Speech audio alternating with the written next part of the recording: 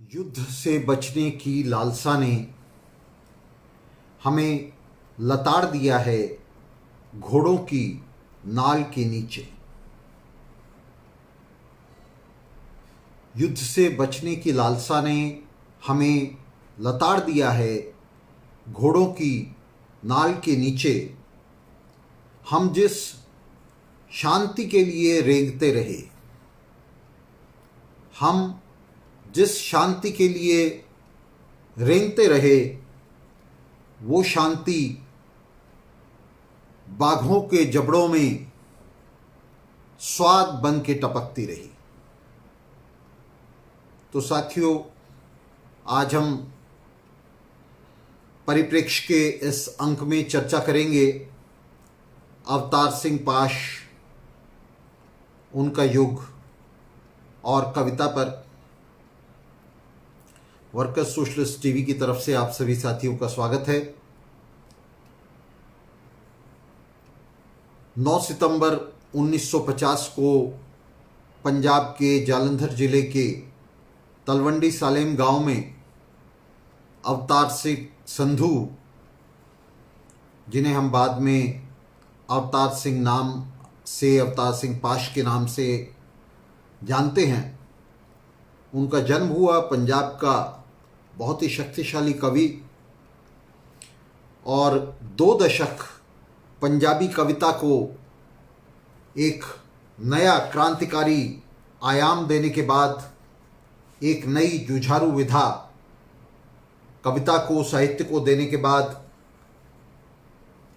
कविता को विद्रोह के नए स्वरों से दोबारा लैस करने के साथ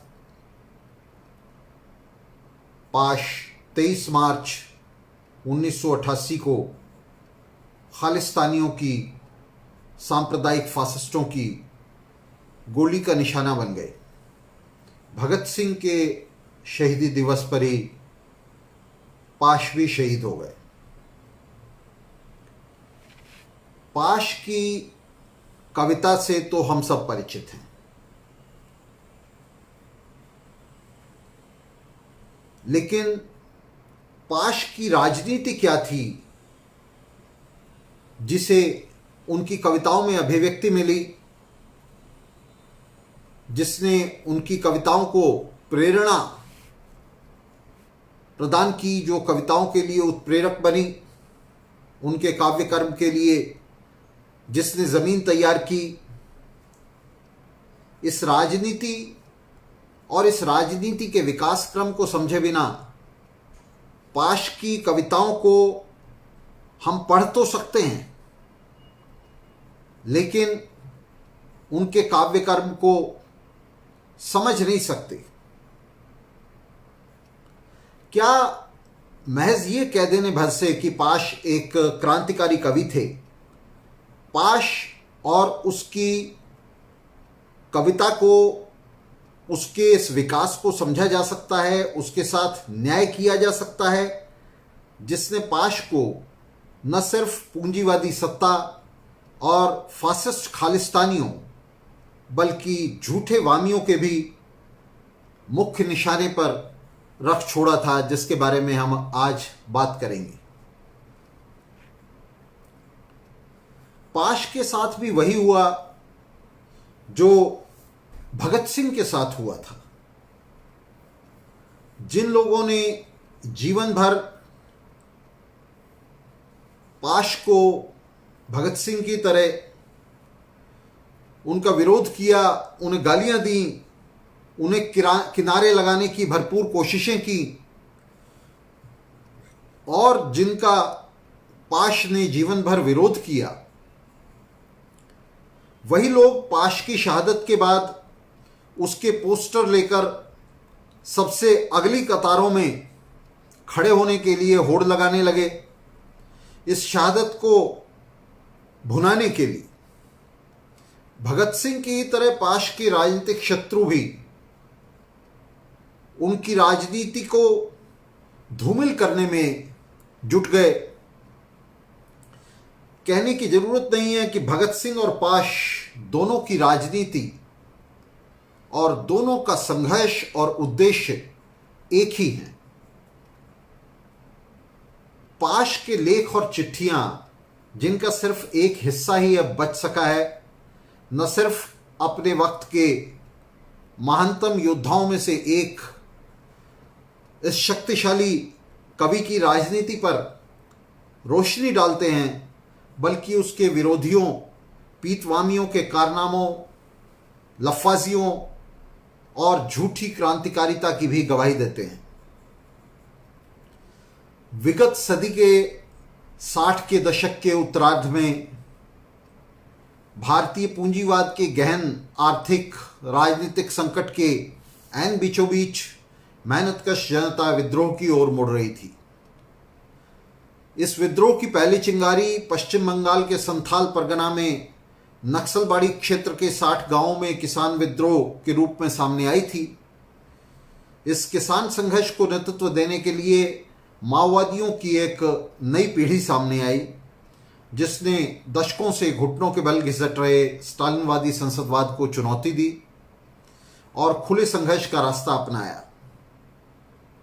दशकों से संसदवाद के इस दमघोटू माहौल में दम तोड़ रही स्टालिनवादी पार्टियों और नेताओं पर जैसे एक भीषण वज्रपात हुआ और सबसे ईमानदार और जुझारू युवा नक्सलबाड़ी संग्राम के चारों ओर इकट्ठा होने लगे। स्टालिनवाद के पुराने दुर्ग पश्चिम बंगाल और केरल में केंद्रित इस किसानी विद्रोह की अनुगूंज पंजाब में भी पहुंची,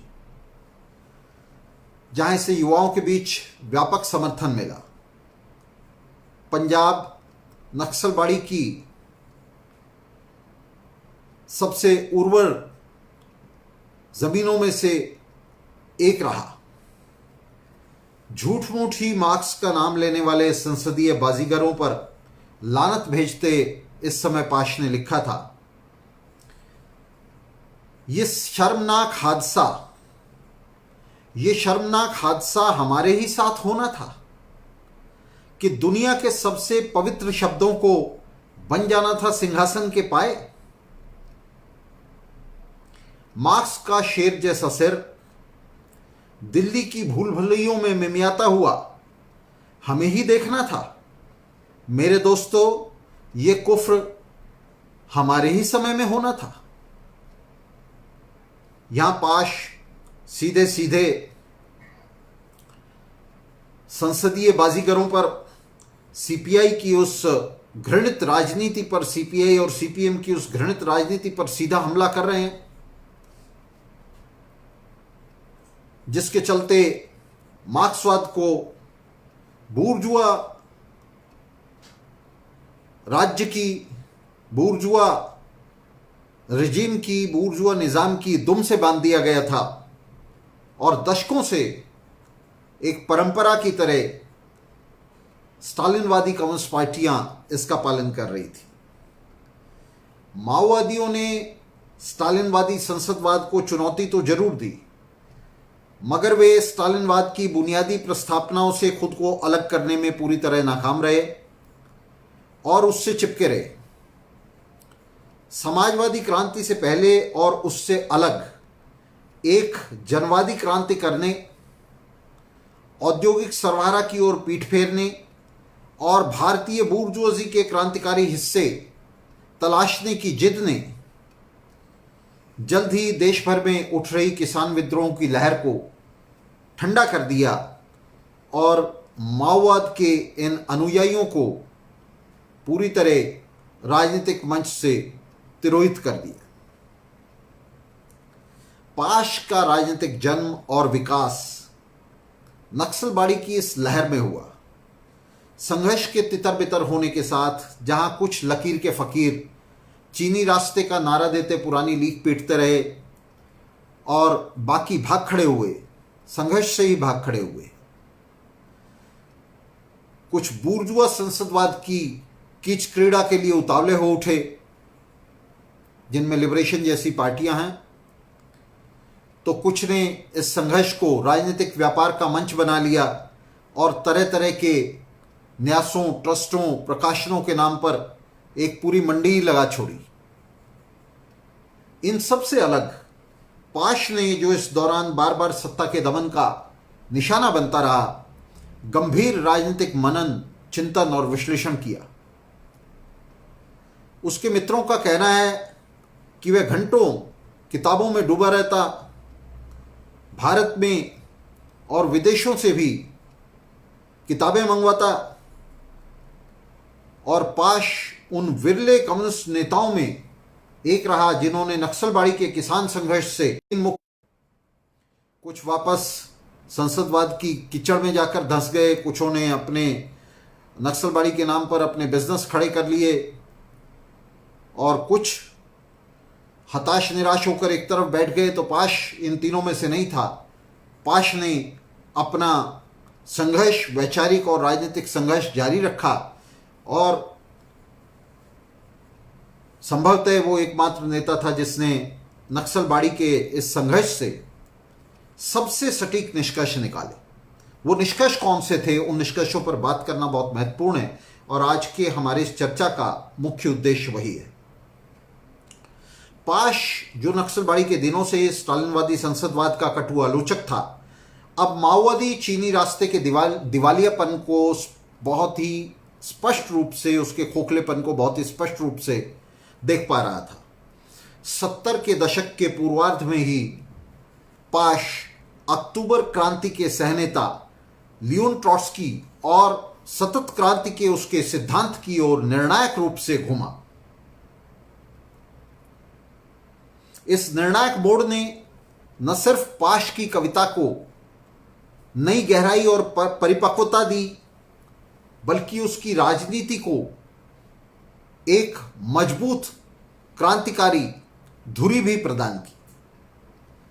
पाश के जीवन और साहित्य कर्म के विषय में बात करते हुए स्टालिनवादी और माओवादी नेता पाश के जीवन के इस सबसे ज्यादा महत्वपूर्ण अध्याय पर जानबूझकर साजिशाना ढंग से पूरी तरह पर्दा डाल देते हैं। इस पर्दापोशी के जरिए वे युवाओं और क्रांतिकारी सरवारा को न सिर्फ पाश को समझने से रोक देते हैं, बल्कि उस क्रांतिकारी राह को भी धूमिल कर देते हैं जो पाश ने पकड़ी और जिस पर वह अपनी शहादत तक जमकर डटा रहा। पाश के जीवन काल में जो 3 कविता संग्रह प्रकाशित हुए, उसमें से 2 उड़दे बाजा मगर जो 1973 में प्रकाशित हुआ, और साडे समिया विच जो 1978 में प्रकाशित हुआ, उसके 5 साल बाद। उन पर इस नई क्रांतिकारी सोच समझ की, और हम आज कहें तो पाश की क्रांतिकारी विरासत की, जिसने उसने अपनी मौत के बाद छोड़ा, उसकी छाप बहुत ही स्पष्ट रूप से देखी जा सकती है। जिसे ट्रॉट्स्की से हासिल करने का दावा पाश ने बार बार किया है, और यह एक ऐसा पक्ष है जिसे स्टालिनवादी नेता जानबूझकर छिपा देते हैं। वे पाश की चर्चा करते हैं, पाश की कविता की चर्चा करते हैं, पाश के काव्य कर्म की चर्चा करते हैं, लेकिन उसके सबसे महत्वपूर्ण राजनीतिक पक्ष को, पाश के राजनीतिक पक्ष को, जिसमें वो स्टालिनवाद और माओवाद की आलोचना करते हुए लियोन ट्रॉट्स्की की तरफ, उसके सतत क्रांति के सिद्धांत की तरफ तेजी से घुमा, उसने निर्णायक मोड़ लिया, और अपने जीवन के अंतिम बिंदु तक वो इसके लिए समर्पित रहा। इस पक्ष पर वे जानबूझकर जो है पर्दा डाल देते हैं। 1970 में प्रकाशित लौह कथा के प्रकाशन तक पाश राजनीतिक और कलात्मक दोनों दृष्टि से अभी पूरी तरह परिपक्व नहीं था। ये दोनों ही पक्ष, राजनीतिक भी और कलात्मक भी, पाश के जीवन में अभी परिपक्वता की तरफ नहीं ले गए थे उसे। उसकी मृत्यु के बाद, पाश की मृत्यु के बाद 1989 में प्रकाशित खिलरे हुए पन्ने, यानी बिखरे हुए पन्ने, उसके लेखों और चिट्ठियों का, जो लेख और चिट्ठी उसके दोस्तों को मिली, उनका एक संग्रह है। और इसके बाद उसकी कविताओं का एक और संग्रह लाहौर में 1997 में प्रकाशित हुआ है। लीक से बंधी और दकियानूस औपचारिक शिक्षा में पाश की रुचि विकसित नहीं हो सकी थी और वह मुश्किल से मैट्रिक पास करके प्राइमरी टीचर का डिप्लोमा ले पाया था। मगर अक्टूबर क्रांति और उसके नेताओं, विशेष रूप से लेनिन और ट्रॉट्स्की ने पाश के व्यक्तित्व पर ऐसी छाप छोड़ी थी कि पाश की कविता में सर्वहारा और मेहनतकश जनता की जीवित आत्मा बोलने लगी। उसकी कविता कितनी ही देशी विदेशी भाषाओं में अनुवादित और प्रकाशित हुई और पाश को कितने ही पुरस्कार भारत में और इससे बाहर इसके लिए मिले। स्टालिनवाद के खिलाफ संघर्ष में पाश द्वारा लियोन ट्रॉट्स्की की तरफ मुड़ने और उसका खुला समर्थन करने के साथ ही स्टालिनवादी नेताओं ने पाश के राजनीतिक पतन की घोषणा कर दी थी। पाश के जीवन काल में इन झूठे वामियों ने उसे लगातार प्रताड़ित किया और उसकी मृत्यु के बाद युवा कार्यकर्ताओं को पूरी तरह से अंधेरे में रखते हुए, उन्हें भ्रम में रखते हुए ये दो मुहे और दोगले नेता, दुरंगे नेता एक तरफ तो पाश की शहादत पर अपनी बोगस राजनीति की रोटियां सेकते रहे, वे पाश के साथ अपने आप को और अपने साथ पाश को जोड़कर दिखाते रहे झूठ मूठी। हालांकि वे जानते थे कि पाश उनके खिलाफ विद्रोह कर चुका था और उनके ठीक उलट लाइन लेते हुए वे ट्रॉट्स्की और उसकी सतत क्रांति के साथ जुड़ चुका था। तो एक तरफ तो वे अपनी राजनीतिक रोटियां सेकते रहे और उन तमाम सिद्धांतों के लिए जिनके लिए पाश अपने अंतिम समय तक उनका विरोधी रहा, तो उन विरोधों पर वे पर्दा डालते रहे और दूसरी तरफ दबी जबान से वे पाश के राजनीतिक सांस्कृतिक पतन की भी निकृष्ट घोषणाएं करते रहे। न सिर्फ पाश की चिट्ठियों और लेखों को बल्कि कविताओं को भी सावधानी से चुन चुन कर प्रकाशित होने दिया गया। उसकी बहुत सारी कविताएं और लेख स्टालिनवादियों ने प्रकाशित ही नहीं होने दिए। उन कविताओं को जिनमें पाश ने इन झूठे स्टालिनवाद के रख दिया था, साजिशाना तरीके से पूरी तरह नदारद कर दिया गया। अपनी कविता कामरेड से बातचीत, ये कविता का शीर्षक है पाश की। कामरेड से बातचीत में पाश ने इन रंगे सियारों का जैसे नकाब ही नोच डाला था। पाश ने लिखा, मैं पाश की कविता से पढ़ रहा हूं। स्टेट शब्द में तुझे कौन सी ट पसंद है कामरेड? स्टेट शब्द में तुझे कौन सी ट पसंद है कामरेड? अफलातून का गणराज्य, अरस्तु का राजधर्म या फिर ट्रॉट्स्की की खोपड़ी में धसी कॉमिंटर्न की कुल्हाड़ी कामरेड? तुझे तीनों में कोई समानता दिखी? इंसान का गर्म लहू ठंडे फर्श पर फैलते हुए, तो नस्ल में सुधार का बहाना तुझे कैसा लगता है कामरेड? बहुत ही ताकतवर, बहुत ही शक्तिशाली शब्द हैं ये, जिसमें पाश सीधे सीधे इन स्टालिनवादियों की तुलना जिन्होंने ट्रॉट्स्की की बर्बर हत्या जैसा कुकृत्य किया और जिस पर ये आज भी ताली पीटते हैं, इस कृत्य की तुलना पाश हिटलर के फांसीवादियों के उस फांसीवादी कार्यक्रम से कर रहा है जिसमें नस्ल में सुधार के नाम पर ऐसी बर्बरता उन्होंने जर्मनी, इटली और जापान में दिखाई थी, स्पेन में दिखाई थी।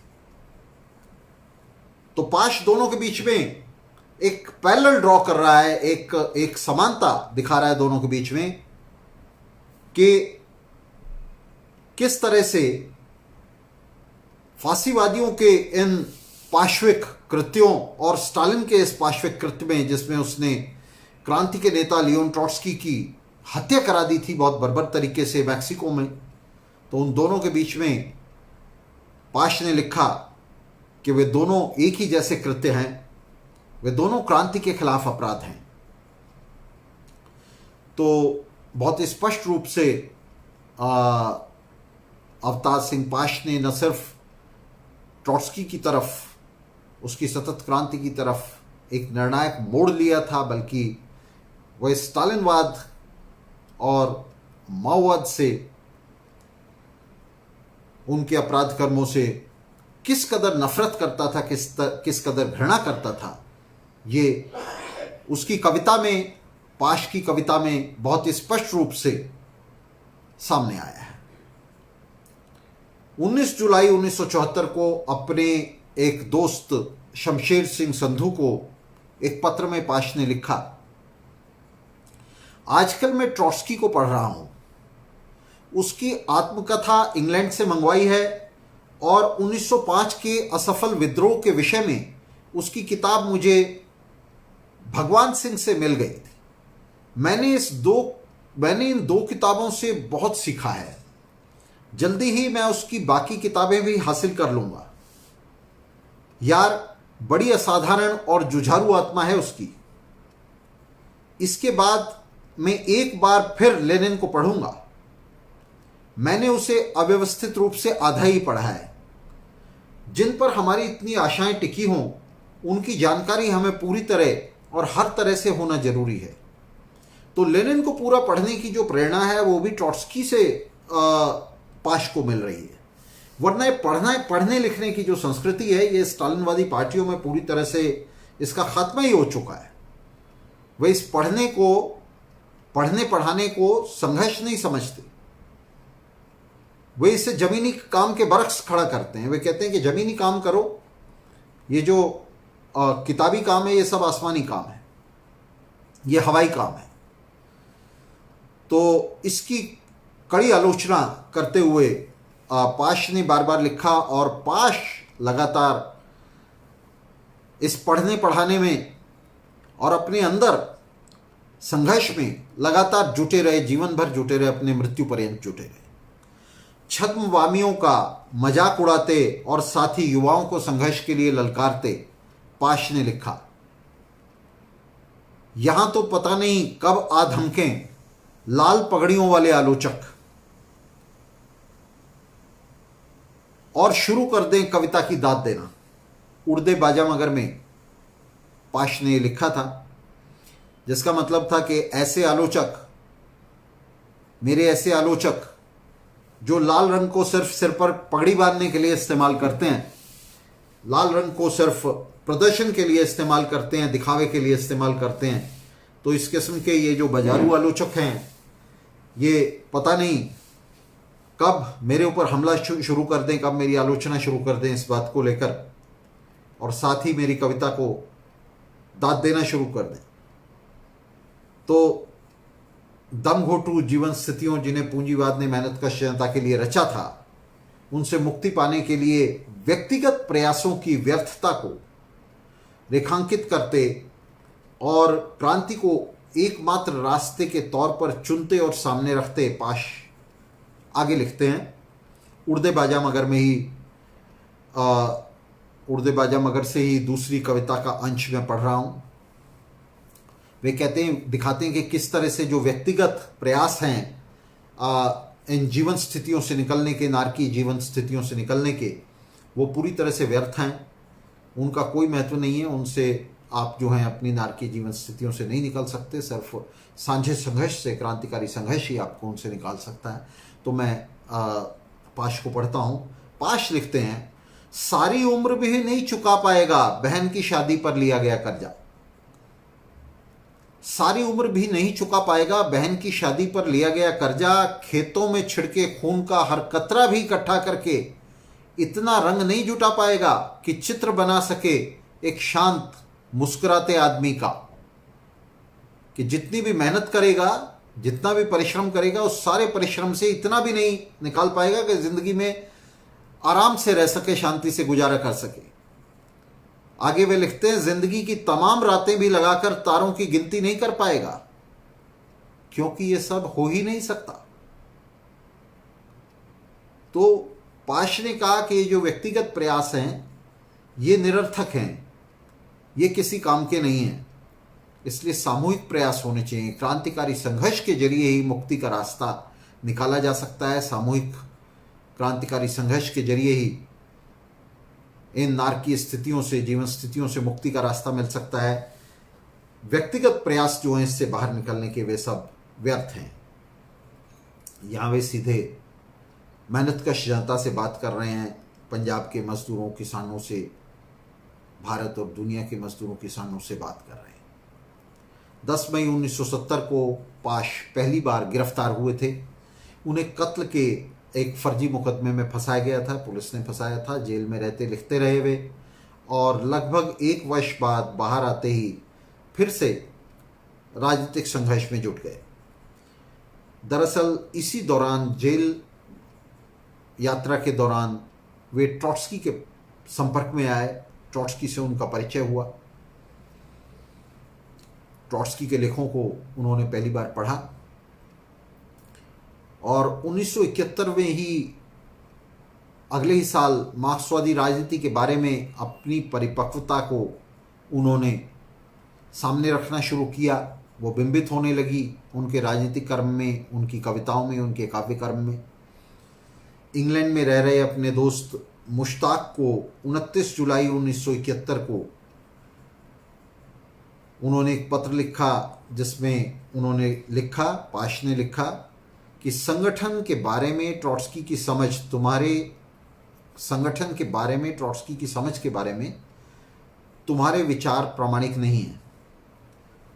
उसे पार्टी से भागने वाला योद्धा कहकर कभी समझा नहीं जा सकता। स्टालिनवादी लगातार ट्रॉट्स्की को भगोड़ा और इस तरीके जो है सर्टिफिकेट बांटते रहते हैं। तो उस पर पाश ने लिखा कि इस तरह से तो तुम ट्रॉट्स्की को कभी नहीं समझ सकते।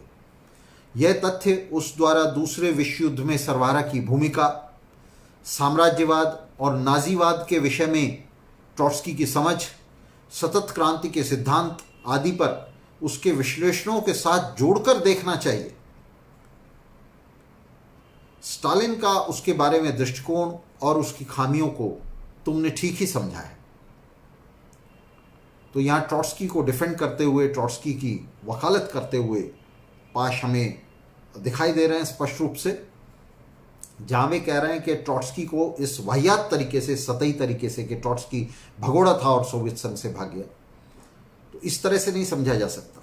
उसके लिए तुम्हें इतिहास पढ़ना पड़ेगा, इतिहास का अवगाहन करना पड़ेगा, ट्रॉट्स्की को, उसके सिद्धांत को समझना पड़ेगा, उसके उस संघर्ष को समझना पड़ेगा जो उसने स्टालिनवाद के खिलाफ सोवियत संघ के अंदर और बाहर, कॉमिंटर्न के अंदर और बाहर छेड़ा, और जिस संघर्ष को लियोन ट्रॉट्स्की ने अपनी मंजिल तक पहुंचाने के लिए अपनी जीवन की भी आहुति दे दी। तो यहाँ ट्रॉट्स्की का बचाव कर रहे हैं पाश। 1972 में पाश छात्र आंदोलन के दौरान दोबारा से गिरफ्तार हुए। अपने छात्र जीवन में, जैसा हमने कहा, कि वे ट्रॉट्स्की की तरफ मुड़ गए और 1972 में दोबारा गिरफ्तार हुए। आंदोलन की मुख्य संचालक शक्ति बताकर उन्हें राज्य भर में दंगा और अव्यवस्था फैलाने के आरोप में जेल में रखा गया। 1974 में उन्हें दोबारा रेलवे मजदूरों की हड़ताल के दौरान जेल में डाल दिया गया और फिर इसके बाद आपातकाल के दौरान फिर उन्हें पकड़कर जेल में डाल दिया गया। तो पाश का जो जीवन है, जो छोटा सा जीवन है पाश का, वो उनकी बहुत ही युवा अवस्था से, उनकी बहुत ही शुरुआत से वे संघर्ष की इन लहरों पर, जन संघर्ष की इन लहरों पर वे तैरते रहे और इन तमाम संघर्षों में वे सर्वहारा के साथी रहे। और उनका ये शानदार जीवन जो है, ये हमारे लिए प्रेरणा का एक स्रोत है और साथ ही उनकी जो विचारधारा है, जिसमें वे बहुत जल्दी अपनी युवावस्था में जिसकी तरफ मुड़े और जिसके लिए वे जीवन भर लड़े, वो अपने आप में प्रेरणा का एक बड़ा स्रोत है। 1973 में पाश ने नक्सलबाड़ी के दौर के साथियों के साथ मिलकर पंजाबी साहित्यिक पत्रिका रोहिले बाण यानी विद्रोही बाण निकाली, मगर साहित्य और कला के प्रश्न पर इन साथियों की पिछड़ी समझ के चलते में बहुत सारे लोग थे, पाश इनसे अलग हो गए। दरअसल पाश यहाँ माओवादियों की सर्वहारा संस्कृति के विचार से पूरी तरह खिन्न थे, उसके विरोधी थे, और ट्रॉट्स्की के कला साहित्य संबंधी विचारों का वे पत्रिका में समर्थन कर रहे थे। 1974 में पाश ने समवैचारिक युवा साथियों को लेकर सियाड़ यानी हल का फलक नाम से पंजाबी साहित्यिक पत्रिका निकाली, जो साधनों के अभाव में जल्दी ही जिसे बंद करना पड़ा, और यही उनकी अगली पत्रिका होका यानी आह्वान के साथ हुआ, उसे भी साधनों के अभाव में बंद करना पड़ा। स्टालिनवादी नेताओं को जैसे ही इस बात की भनक लगी कि पाश ट्रॉट्स्की की तरफ मुड़ गया है, सतत क्रांति के रास्ते की तरफ मुड़ गया है, और उसे संजीदगी से पढ़ भी रहा है और प्रचारित भी कर रहा है, उन्होंने पाश को इससे अलग होने के लिए, इससे विरत होने के लिए एक षड्यंत्र के तहत भूमिगत होने के निर्देश जारी किए। पाश से कहा गया कि वो भूमिगत हो जाए ताकि वो ट्रॉट्स्की को और सतत क्रांति को ना पढ़ सके, ना उसे प्रचारित कर सके। लेकिन पाश ने, जो अब ट्रॉट्स्की से क्रांति की यांत्रिकी को, उसकी गतिकी को संजीदगी से सीख समझ रहा था, भूमिगत होने से स्पष्ट इनकार कर दिया। खिसियाते हुए इन नेताओं ने पाश को अब सीधे धमकी देना शुरू किया, उसे धमकाना शुरू किया, उसे कहना शुरू किया कि अगर वो ये नहीं करेगा तो उसे पार्टी से अलग कर दिया जाएगा। साडे समियां विच के पहले संस्करण की अनछपी भूमिका में पाश लिखते हैं कि जेल से रिहा होने के कुछ ही दिन बाद मेरे पास 2 कॉमरेड आए और मुझे फौरन भूमिगत होने का आदेश दिया। मेरे न करने पर धमकी दी कि मेरे विरुद्ध पार्टी की ओर से कुछ सा प्रचार किया जाएगा कि मैं क्रांतिकारी नहीं हूं, और फिर मेरी कविता की सारी वाहवाही बंद हो जाएगी। आगे पाश लिखते हैं कि यदि मेरी कविता इन लोगों के रहम की मोहताज है तो क्या खाक लिखता हूं मैं। पाश ने आगे लिखा, पर अपनी विचारधारा और भारतीय कम्युनिस्ट प्रैक्टिस की गुत्थी में से तभी निकल सका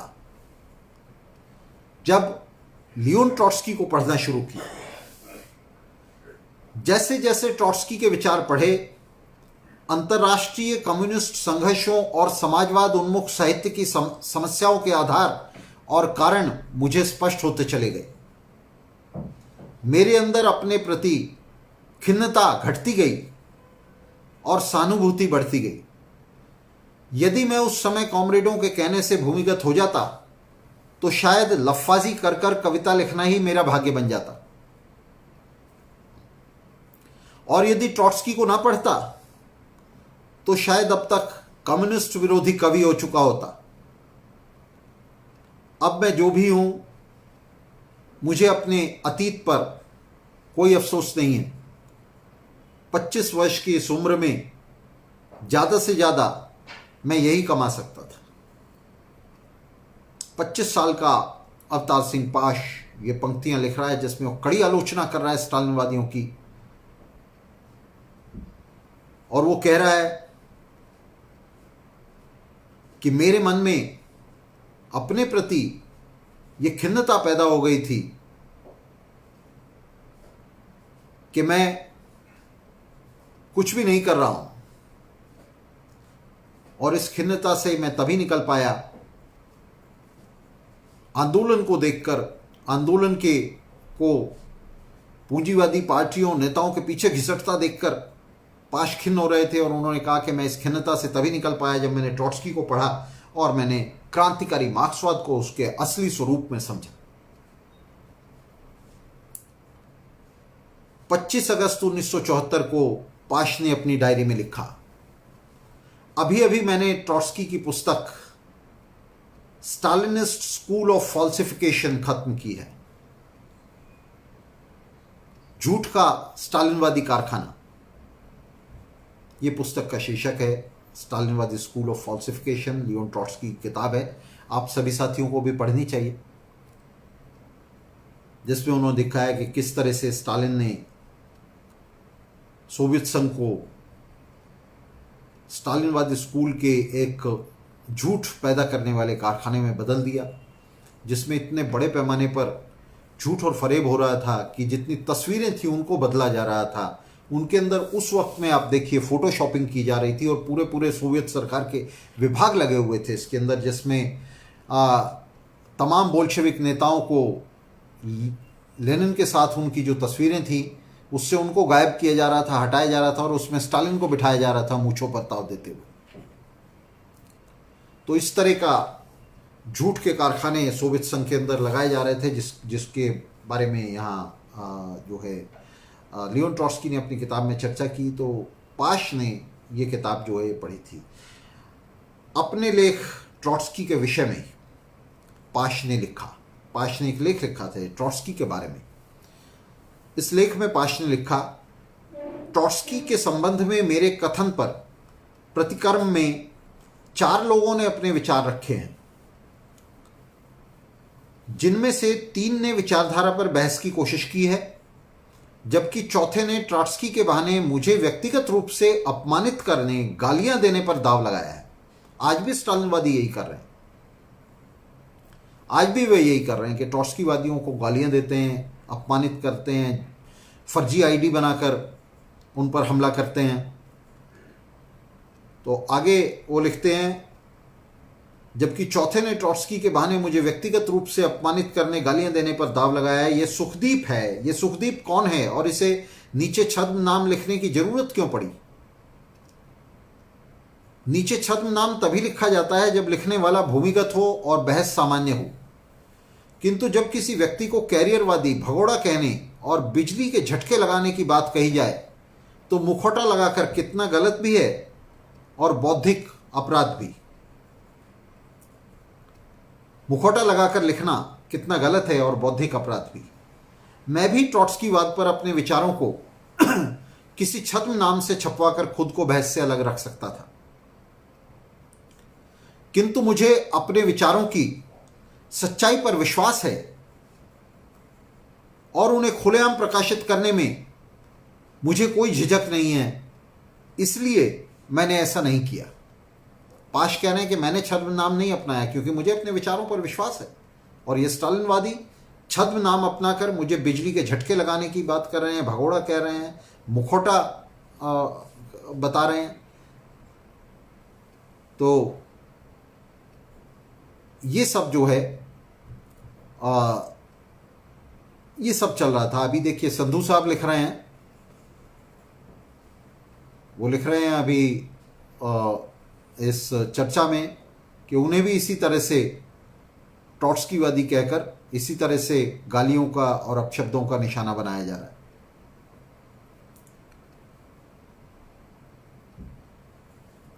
पाश आगे लिखते हैं, इस व्यक्ति ने और श्री प्रेम सिंह ने यह कोशिश की है कि ट्रॉट्स्की के समर्थन में मेरे द्वारा उद्धृत लेनिन के उद्धरणों के मुकाबले में लेनिन द्वारा ट्रॉट्स्की के विरुद्ध उद्धरणों को उद्धृत करके सच को खत्म कर दिया जाए। दरअसल यह कोई तार्किक बहस का ढंग ही नहीं है। इस तरह मैं लेनिन के लेखों से सैकड़ों उद्धरण ट्रॉट्स्की के पक्ष में दे सकता हूं और ये विरोध में पेश कर सकते हैं। ऐसे कोई निष्कर्ष निकालना गलत और असंभव है। लेनिन और ट्रॉट्स्की रूस के क्रांतिकारी आंदोलन में एक दूसरे के करीबी भी रहे और विरोधी भी। ट्रॉट्स्की के विषय में मेरे उद्धरण इस भावना से प्रस्तुत ही नहीं किए गए थे। हमारे कम्युनिस्ट कार्यकर्ताओं की अनपढ़ता का आलम यह है कि माओ से तुमको बिना पढ़े समझे ही उसकी पूजा की जा रही है। पार्टी वफादारी और पार्टी हितों के नाम पर शासकों के साथ समझौते किए जा रहे हैं। नमक की डली को मिश्री बनाकर प्रस्तुत किया जा रहा है और उसके पक्ष में दलीलें भी दी जा रही हैं। स्टालिन के दमन अपराधों को हालात की मजबूरी और हालात की मांग कहकर न्यायोचित ठहराया जा सकता है। किसी भी व्यक्ति या विचार के पक्ष में या विरुद्ध जब चाहे ढोल बजाए जा सकते हैं और लड़ाकू कतारों को बारी बारी से नचाया जा सकता है। हमारी समझ को नहीं बल्कि हमारे जज्बातों को संबोधित किया जाता रहा है। स्टालिन के प्रति अंधश्रद्धा और उस पर जरा सी भी उंगली उठाते ही जो तड़प उठती है वह इसी आवेग की उपज है। यहां दोनों चीजें काम करती हैं। हमारी अनपढ़ता और चेतना के जज्बाती आधार पर हमें स्टालिन के साथ बांध दिया गया है। जज्बे ही दलीलों को हाँकते, इतिहास को न्यायोचित ठहराते आ रहे हैं। हम भारतीय कम्युनिस्ट अभी अज्ञानता के अंधकार के युग से गुजर रहे हैं और सिर्फ ज्ञान ही हमें इससे मुक्त करा सकता है। बहुत ही शानदार पैराग्राफ ये अवतार सिंह पाश ने लिखा, जिसमें उसने बताया कि किस तरह से पूरी जो स्टालिनवादी दुनिया है वो अनपढ़ता के गहरे अंधकार में गोते लगा रही है और जैसे एक नशेड़ी आदमी होता है कि वो बस नशा करके झूम रहा है, तो उस तरह से ये स्टालिनवादी जो हैं ये बिना कुछ पढ़े समझे लगातार बस ट्रॉट्स्की को गाली दिए जा रहे हैं और स्टालिन माओ की पूजा किए जा रहे हैं। वो ये नहीं समझना चाहते कि स्टालिन और माओ का क्रांतिकारी इतिहास में, दुनिया के इतिहास में रोल क्या रहा है। उन्हें इस बात से कोई मतलब नहीं। जमीनी काम के नाम पर गहन अध्ययन और विश्लेषण के प्रति नकारात्मक रवैया रखने वाले स्टालिन माओ के चेलों की कड़ी आलोचना करते हुए पाश ने लिखा, ऐसा रुझान स्थापित कर दिया गया है कि किताबी ज्ञान को नफरत की निगाह से देखा जाने लगा है और व्यवहार को ही सब रोगों की दवा बताया जा रहा है। बहुत ही सटीकता से पाश ने इस बीमारी को पकड़ा, इस रोग को पकड़ा, जिसमें आज भी हम देखते हैं कि संजीदा राजनीतिक बहसों के खिलाफ उनके बरक्स जमीनी काम की तोता रटंत जो है वो शुरू की जाती है। आप मुद्दों पर बात करना शुरू कीजिए, बहस शुरू कीजिए राष्ट्रीय अंतर्राष्ट्रीय मुद्दों पर, और वो कहते हैं कॉमरेड आप जमीनी काम क्या कर रहे हैं। तो ये जमीनी काम को एक ऐसी तोता रटंत बना दिया गया है। और जमीनी काम इनका क्या है? जमीनी काम है चंदे मांगना, ट्रेड यूनियनों के अंदर दलाली करना, मालिकों और मजदूरों के बीच में दलाली करना, उनके समझौते कराना। पूरे जो युवा लोग इनके साथ जुड़ते हैं, जो छात्र इनके साथ जुड़ते हैं, उनको चंदा बटोरने के काम में लगा देते हैं। उनके हाथ में रसीद बुकें पकड़ा कर उनसे कहते हैं कि चंदे जमा करो क्रांति के लिए, और उससे जो स्टालिनवादी नेता हैं, ट्रेड यूनियन नेता हैं, वो आराम से बैठ करके अपना जीवन चलाते। तो ये इनका ज़मीनी काम है। इसकी कड़ी आलोचना करते हुए पाश ने बहुत ही बढ़िया तरह से इसे पकड़ा, इस बीमारी को पकड़ा और उस पर हमला किया। इस लेख के अंत में पाश लिखते हैं, क्या इससे यह सिद्ध हो जाता है कि लेनिन सदा ट्रॉट्स्की के पक्ष में रहा है? अपने लेख के अंत में लिखते हैं, जिसमें उन्होंने बहुत सारे उदाहरण दिए लेख में, जिसमें उन्होंने बताया किस तरह से लेनिन जो है वो ट्रॉट्स्की की प्रशंसा कर रहे हैं। लेकिन अंत में वे कहते हैं, क्या इससे यह सिद्ध हो जाता है कि लेनिन सदा ट्रॉट्स्की के पक्ष में रहे हैं? और क्या यह चीज़ ट्रॉट्स्की को मजबूत करती है? वे कहते हैं, नहीं, मेरी मंशा थी कि अब तक हम ट्रॉट्स्की को प्रेत की तरह देखते रहे, जबकि लेनिन उसे इस तरह नहीं देखता। मेरे इन उद्धरणों की महत्ता इसलिए और बढ़ जाती है कि इन बहुमुखी विवादों में लेनिन के अंत के वे उद्धरण भी सम्मिलित हैं जिसमें स्टालिन के खिलाफ और ट्रॉट्स्की के पक्ष में लेनिन खड़ा हुआ है।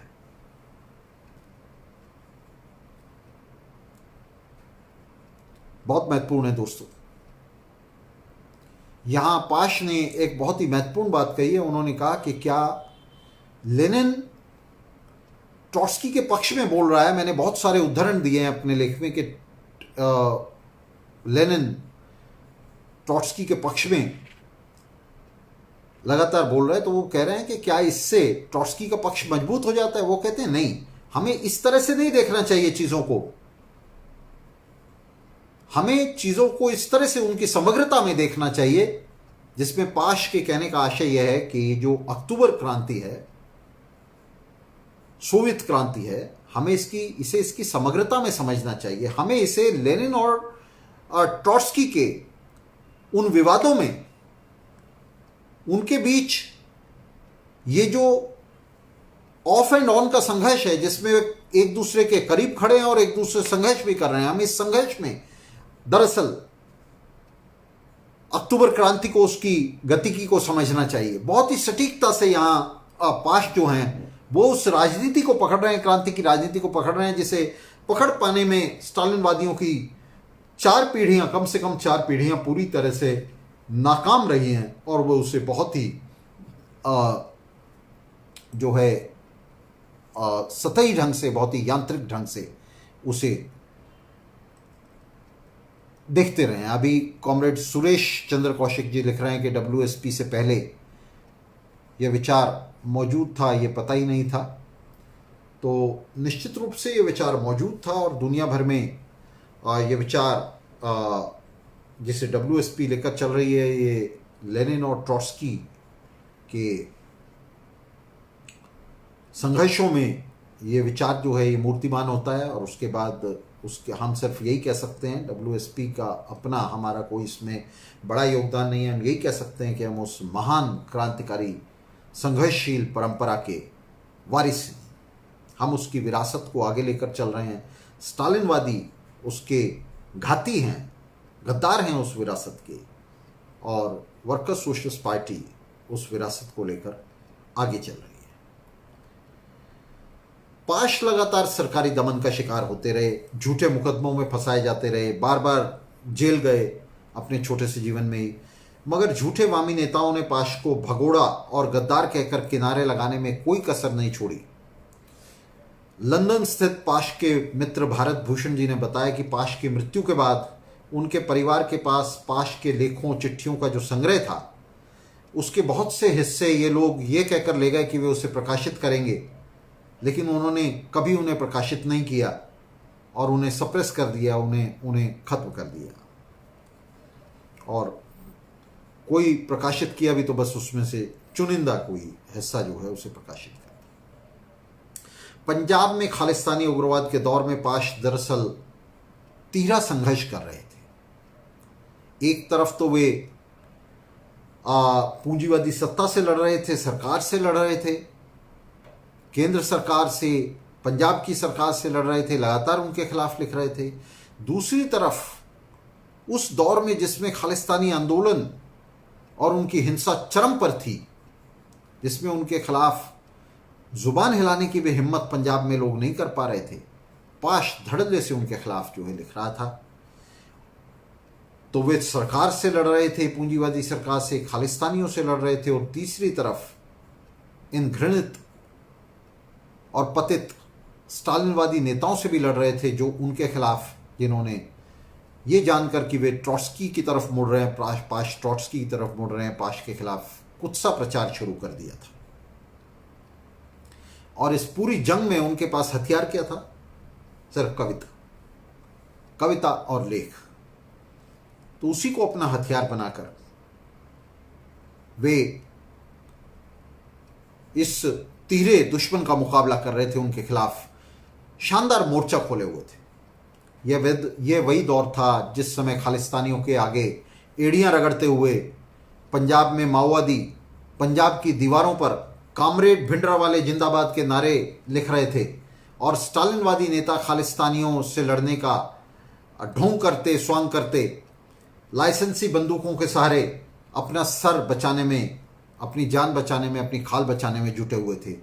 ठीक इसी वक्त पाश इस त्रिकोणीय संघर्ष में जुटा हुआ था, और युवा कम्युनिस्ट कार्यकर्ताओं को खुद को क्रांतिकारी सिद्धांत से सन्नद्ध करने के लिए ललकार रहा था, उन्हें क्रांतिकारी पथ पकड़ने के लिए ललकार रहा था।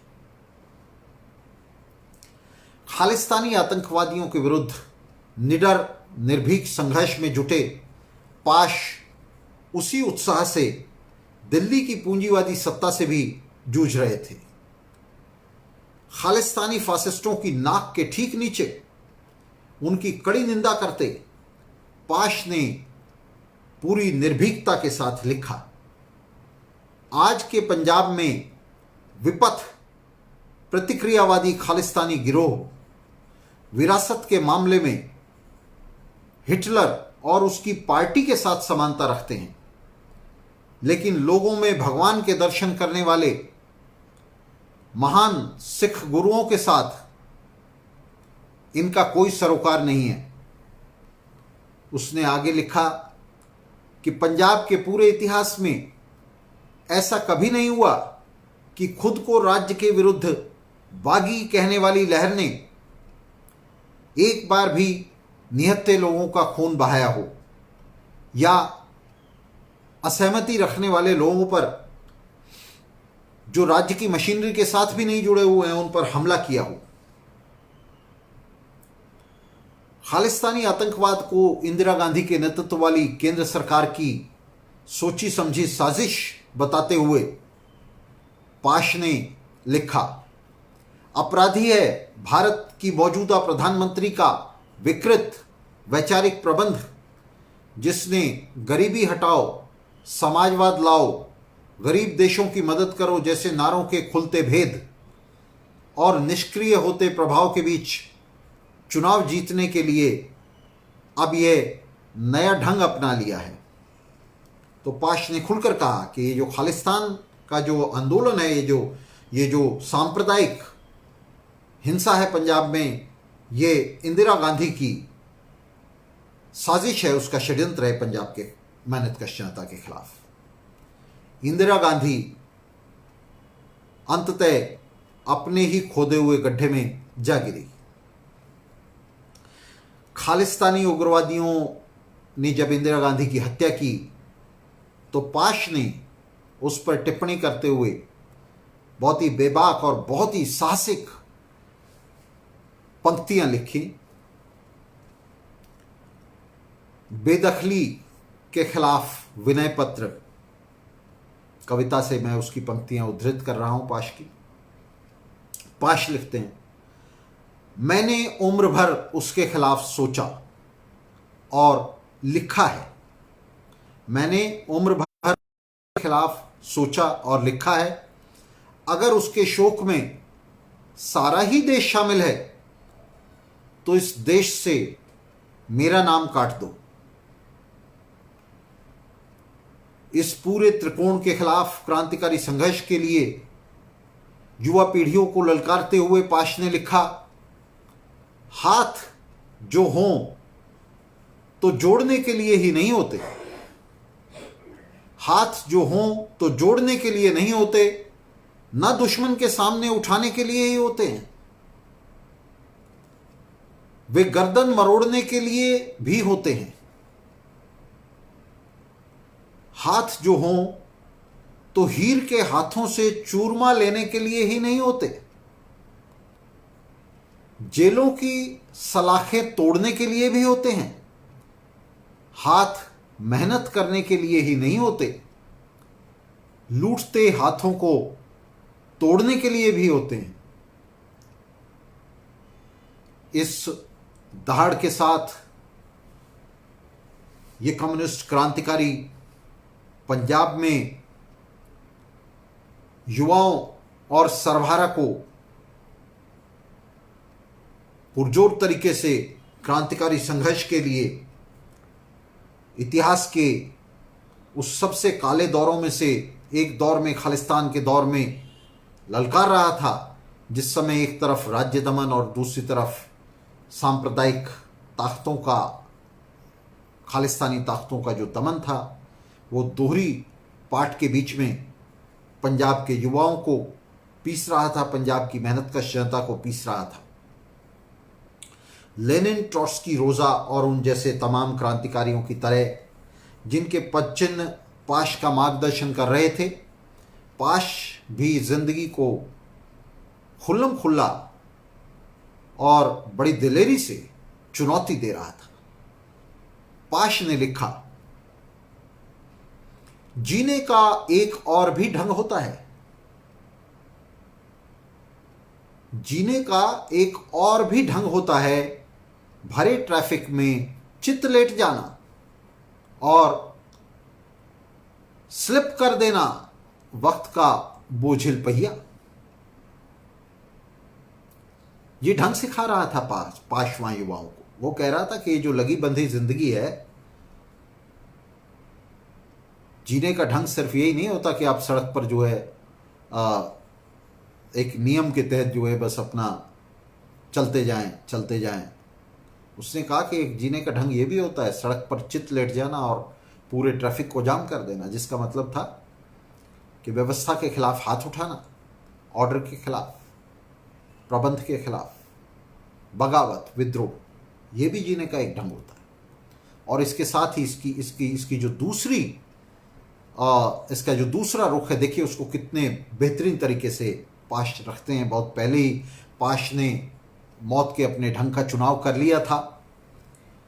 जिंदगी के ढंग का चुनाव करते हुए हम मौत के भी ढंग का चुनाव कर लेते हैं, और पाश ने अपनी मौत के ढंग का चुनाव कर लिया था। मौत की आंखों में आंखें डालते पाश ने बहुत ही चुनौतीपूर्ण स्वर में यह लिखा था, मरने का एक और भी ढंग होता है, मौत के चेहरे से उठा देना नकाब और जिंदगी की 420 को सरेआम बेपर्दा कर देना। इन शब्दों में, और उस दौर में जिस दौर में पंजाब में काला दौर चल रहा था, दमन और हिंसा का, उस दौर में ये साहसिक शब्द हमें दिखाते हैं किस तरह से क्रांतिकारी राजनीति और उसके प्रति गहन समझ आदमी को वो आलम्ब देती है, उसे वो सांस देती है, उसे वो ऑक्सीजन देती है, जिसके चलते वो इस भाषा में बात कर सकता है। जिंदगी का नहीं, मौत का भी अपना ढंग चुन सकता है। और पाश ने, भगत सिंह की तरह पाश ने भी इस ढंग को स्वेच्छा से चुना था, उसने वर्ण किया था इसका। पाश जानता था कि जिंदगी का जो ढंग वो चुन रहा है, ट्रैफिक में लेट जाने का, चित लेट जाने का जो ढंग चुन रहा है, इस ढंग के चलते जो मौत है उसका भी ये ढंग जो है उसे चुनना है, और उसने इसे स्वेच्छा से इस ढंग को चुना। पाश जो उसने लिखा, जो उसने कहा, उसी की तरह वो जिया और मरा अपनी शर्तों पर। उसने जिंदगी जी और अपनी शर्तों पर उसने मौत का वर्ण किया। जैसे जिंदगी और मौत दोनों को पाश ने अपने काबू में कर लिया। पाश की मृत्यु के बाद भी उसके कई साथियों ने पाश की राजनीतिक विरासत को आगे बढ़ाया। साहित्यकार अमरजीत चंदन और सती कुमार जैसे लोग इस काम में लगे रहे। हालांकि बाद में चंदन का पतन हो गया। पाश और उसके गुरु ट्रॉट्स्की के लिए क्रांति विरोधी स्टालिनवादी नेताओं के दिल दिमाग में जो नफरत का जहर भरा हुआ था, उसका एक उदाहरण तब मिला जब एक सम्मेलन में ब्रिटेन में स्टालिनवादी कम्युनिस्ट पार्टी के पतित कारिंदे हरपाल बराड़ ने पाश के साथी अमरजीत चंदन को पाश का समर्थक होने के लिए थप्पड़ मार दिया। हरपाल बराड़, आपको बता दें, जो बहुत ही विशाला प्रचार जो है ट्रॉट्स्की के खिलाफ करता है। यहाँ चलते चलते हम उसके बारे में भी आपको बता दें। ये हरपाल बराड़ पंजाब के मुख्यमंत्री, तत्कालीन मुख्यमंत्री, पूर्व मुख्यमंत्री और दक्षिणपंथी अकाली नेता प्रकाश सिंह बादल के भाई गुरदास सिंह का सगा साला है और ब्रिटेन में कपड़े का बहुत बड़ा व्यापारी है जिसके पास अरबों रुपए की संपत्ति है। और ये ट्रॉट्स्की का कट्टर विरोधी है और साम्राज्यवादी तंत्र से जुड़े ग्रोवर फर जैसे उन खलनायकों में से ये एक है। ग्रोवर फर अमेरिका से है। ये उन विलेंस में से, उन खलनायकों में से एक है जो अक्टूबर क्रांति के महान नेता लियोन ट्रॉट्स्की के विरुद्ध लगातार कुत्सा प्रचार में जुटे रहे हैं, झूठ के प्रचार में जुटे रहे हैं, उसे बदनाम करने में जुटे रहे हैं। ये अमेरिकी ब्रिटिश सत्ता प्रतिष्ठानों के साथ ग्रोवर फर भी और हरपाल बराड़ भी दोनों सत्ता प्रतिष्ठानों के साथ मजबूती से बंधे हैं। दुनिया भर के स्टालिनवादी इन्हीं के लेखों से ट्रॉट्स्की के विरुद्ध उद्धरण ले लेकर चिपकाते रहते हैं।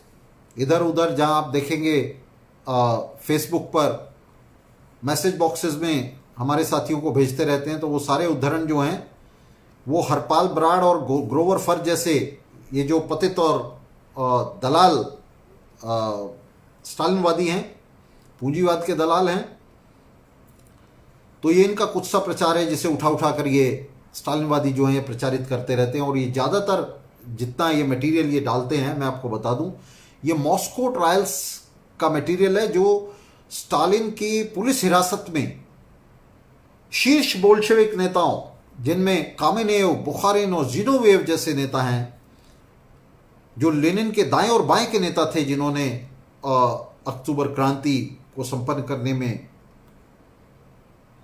अपनी भूमिका निभाई थी, उसके बाद अपनी भूमिका निभाई थी, उन्हें पुलिस हिरासत में कठोर यातनाएं देकर उनके नाखून तक उखाड़ डाले थे स्टालिन की पुलिस ने। और ये वो नेता थे जिन्होंने ट्रॉट्स्की के खिलाफ स्टालिन का साथ दिया था।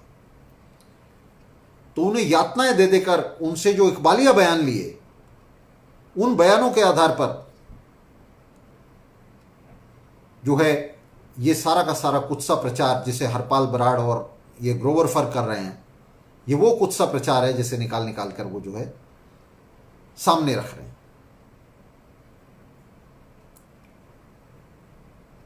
तो ये ग्रोवर फर और हरपाल बराड़ दोनों उन खलनायकों में से एक हैं जो अक्टूबर क्रांति के महान नेता लियोन ट्रॉट्स्की के विरुद्ध लगातार इस तरह के प्रचार में जुटे रहे हैं। और यहाँ एक बात आपको और बता दें कि हरपाल बराड़ जो है ये मनप्रीत बादल, पंजाब में जो मिनिस्टर है मनप्रीत बादल, जो प्रकाश सिंह बादल के मंत्रिमंडल में फाइनेंस मिनिस्टर रहा, जिसने पंजाब पीपल्स पार्टी बनाई थी,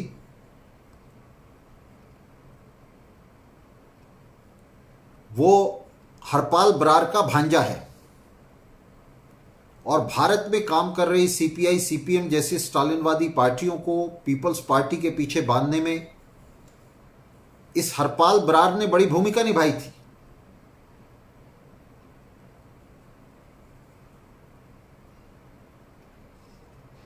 हरपाल बराड़ जो है इन दोनों के बीच में एक कड़ी था। सीपीआई सीपीएम को मनप्रीत बादल की पंजाब पीपल्स पार्टी के पीछे बांधने में इस हरपाल बराड़ की बड़ी भूमिका रही थी। ये लोग हैं जो ट्रॉट्स्की के और पाश के खिलाफ प्रचार कर रहे हैं। हरपाल बराड़, पाश के खिलाफ बहुत प्रचार किया हरपाल बराड़ ने, ट्रॉट्स्की के खिलाफ प्रचार किया।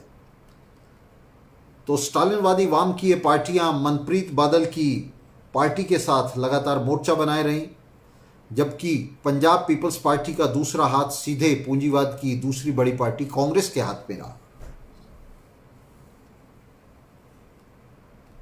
इन झूठे वामियों ने जो अपनी एड़ियां उठाकर भी पाश की एड़ियों तक नहीं पहुंच सकते थे, पाश को जीवन भर प्रताड़ित किया, उसके अंतिम दिनों तक उसे यातनाएं दी, उसे प्रताड़ित किया, उसे लांछित किया, उस पर झूठे आरोप लगाए और उसकी मृत्यु के बाद अब ये तुरंत ही बाद उसकी मृत्यु के ये उस पर अपनी राजनीतिक रोटियां सेकने पहुंच गए। ये पाश का नाम लेने लगे। हमने देखा बड़े बड़े पोस्टर जो हैं इन पार्टियों ने पाश के नाम के छापे, और पाश की शहादत को एक कम्युनिस्ट की शहादत कहते हुए और स्टालिनवाद को कम्युनिज्म कहते हुए ये पाश को अपने साथ जोड़ने लगे और ख़ुद को पाश के साथ जोड़ने लगे। उसी तरह जैसे अपने आप को भगत सिंह के साथ जोड़ते हैं। हालांकि भगत सिंह कभी सीपीआई में शामिल नहीं हुआ। भगत सिंह की जो राजनीति है पाश की तरह वह लेनिन और ट्रॉट्स्की की राजनीति थी। भगत सिंह इसीलिए सीपीआई से अलग रहा। सीपीआई जिस समय दलाली कर रही थी, यहाँ कांग्रेस के साथ चिपकी हुई थी और यहाँ जनवादी क्रांति की बात कर रही थी, सरवारा की सत्ता का, समाजवादी क्रांति का विरोध कर रही थी, उससे दूरी बनाए हुई थी। भगत सिंह उस समय यहाँ समाजवादी क्रांति की बात कर रहा था। तो जिस तरह से भगत सिंह इनसे अलग रहा, उसी तरह से पाश भी इनसे अलग रहा। दोनों एक ही दिन 23 मार्च को शहीद हुए और दोनों का जो संघर्ष है वो अक्टूबर क्रांति के जो अनिवार्य रणनीतिक निष्कर्ष हैं उन निष्कर्षों पर आधारित था। और इस मामले में भगत सिंह और पाश के बीच में पूरी तरह साम्य है और दोनों लेनिन और ट्रॉट्स्की के संघर्ष पर, उनके सिद्धांतों पर टिके।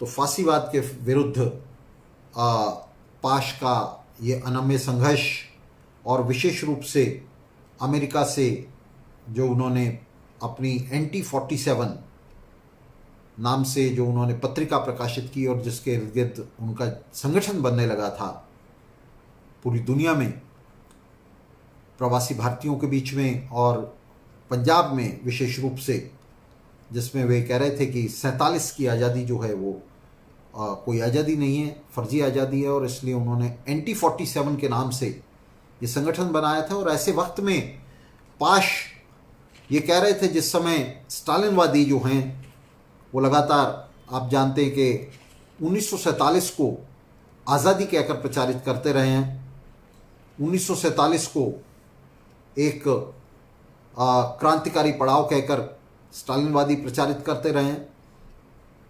तो पाश जो हैं वो इसके पूरी तरह विरोधी थे और पाश 47 को फर्जीवाड़ा बता रहे थे और उन्होंने अमेरिका में रहते हुए संगठन बनाया था एंटी 47। और एंटी 47 का उसके संगठन से, उसके प्रचार से और उनकी पत्रिका से जिसका नाम एंटी 47 था, उससे खालिस्तानी बुरी तरह घबरा गए थे। और खालिस्तानी फासिस्टों ने दोआबा के अंदर उन्हीं के गांव तलवंडी सलेम में पहले उन्हें अपने शिकारों की सूची में, लिस्ट में सबसे ऊपर रखा और फिर 23 मार्च 1988 के दिन उन्हें गोलियों से भून डाला।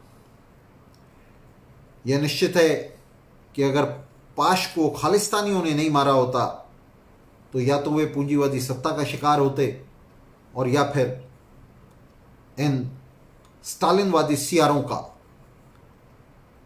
क्योंकि वो तीनों के शत्रु थे। और पाश की मौत से निश्चित रूप से इन तीनों को एक निजात मिली और वे निश्चित रूप से उससे खुश हुए। तो पाश का जो संघर्ष है, अवतार सिंह पाश का ये जो संघर्ष है, जो उसे भगत सिंह के करीब लाकर खड़ा करता है और अपनी राजनीतिक परिपक्वता में वे भगत सिंह से किसी मामले में कम नहीं थे और उन्होंने वही राह ली, अपने राजनीतिक संघर्ष में वही राह पकड़ी जो भगत सिंह ने पकड़ी थी, लेनिन और ट्रॉट्स्की की राह। और अपनी मृत्यु से पहले, लगभग 38 वर्ष की उम्र में उनकी मृत्यु हुई, उससे पहले वे राजनीति में उस परिपक्वता को हासिल कर सके जिसके चलते आज उनकी जो विरासत है, पाश की जो विरासत है, वो हम लोगों के लिए विशेष रूप से वर्कर सोशलिस्ट टीवी और वर्कर सोशलिस्ट पार्टी के, वर्कर सोशलिस्ट आंदोलन के गिर्द संगठित हो रहे, उसके बैनर तले संगठित हो रहे युवाओं और सरवारा के लिए एक अजस्र प्रेरणा का स्रोत है। एक ऐसी प्रेरणा है जिसे लेकर, जिसके बैनर तले हम इस संघर्ष को आगे बढ़ाने के लिए, सांप्रदायिकता के खिलाफ संघर्ष को आगे बढ़ाने के लिए, पूंजीवाद के खिलाफ संघर्ष को आगे बढ़ाने के लिए, स्टालिनवाद के संघर्ष को आगे बढ़ाने के लिए, और वास्तव में फासीवाद, पूंजीवाद और स्टालिनवाद के इस त्रिकोण के खिलाफ संघर्ष को आगे बढ़ाने के लिए हम शपथ लेते हैं, प्रण करते हैं इसके लिए, और हम सभी साथियों से आह्वान करते हैं कि वे पाश को पढ़ें, भगत सिंह को पढ़ें, ट्रॉट्स्की को पढ़ें और उन विवादों को समझने की कोशिश करें। वे स्टालिनवादियों के इस फर्जीवाड़े में ना आए, इस झूठे प्रचार में ना आए कि लेनिन जो है वो ट्रॉट्स्की का विरोधी था या ट्रॉट्स्की लेनिन का विरोधी था। हम सभी साथियों से अपील करना चाहते हैं कि वे हरपाल ब्राड या ग्रोवर फर जैसे पूंजीवाद के इन गुर्गों को की तरफ पीठ करें, इनकी तरफ पीठ फेरें, और वे खुद लियोन ट्रॉट्स्की को पढ़ें और गंभीरता से पाश को पढ़ें, समझने की कोशिश करें कि वे कौन से प्रेरणा स्रोत थे, वे कौन सा रास्ता था जिस पर खड़े होकर पाश ने एक फैसला किया, उसने एक निर्णायक मोड़ लिया और वो स्टालिन की और माओ की तरफ पीठ फेरते हुए, उन्हें रिजेक्ट करते हुए, उन्हें नकारते हुए, उन्हें अस्वीकार करते हुए लियोन ट्रॉट्स्की के रास्ते की तरफ मुड़ा, उस पर आगे बढ़ा और अपना बलिदान दिया। तो साथियों, इस तरह के कार्यक्रमों में हम आपके साथ शामिल रहेंगे। हम ये कार्यक्रम असल में सिर्फ ये चर्चाएं कहने और सुनने के लिए नहीं है, बल्कि हम एक संघर्ष के साथी हैं और हम सब मिलकर एक दूसरे का हाथ पकड़कर संघर्ष की इस पगडंडी पर, तलवार की इस धार पर आगे बढ़ रहे हैं। जो काम लेनिन और ट्रॉट्स्की ने, भगत सिंह और पाश ने अधूरा छोड़ा, उनके उस मिशन को पूरा करने के लिए, दुनिया में एक समाजवादी संघ की स्थापना करने के लिए और उसके केंद्रक के रूप में दक्षिण एशिया को एक समाजवादी संघ में बदलने के लिए, 1947 के सांप्रदायिक विभाजन को उलटने के लिए हम पूरे मनोयोग से प्रयास जारी रखे हुए हैं और एक दूसरे का हाथ पकड़कर हम इस संघर्ष में साथी बने रहेंगे। तो साथियों, लाल सलाम, आप सभी का धन्यवाद इस कार्यक्रम में शामिल होने के लिए और बने रहने के लिए। तो धन्यवाद साथी।